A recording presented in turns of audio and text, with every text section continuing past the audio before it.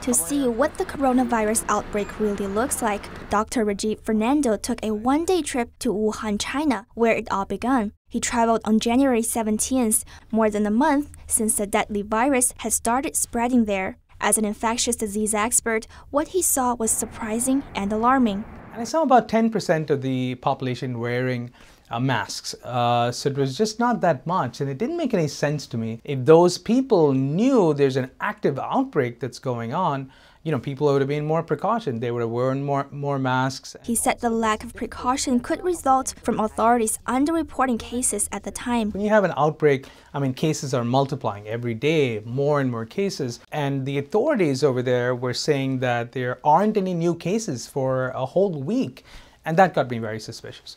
My concern, and as a result of this, I thought there was no transparency with the people. He also questioned the effectiveness of China's lockdown measures. Chinese authorities has now put tens of millions of people under quarantine. By locking everyone down, say even the people who are not infected, who are healthy, they are forced to be with infected people and they get infected.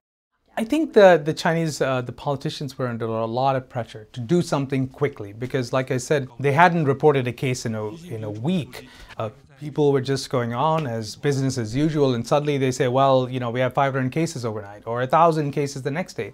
And people obviously are panicky and, quite frankly, upset with the government to say, why have you delayed this? When Fernando left Wuhan, he noticed how easily potentially infected patients could have left the city and headed for other places in the world. When I got to the airport, for example, where the local authorities said that there was abundance of screening at the airports, and I walked in and there really was nothing. There was no screening whatsoever. He flew to Hong Kong. Once he arrived, the situation was totally different.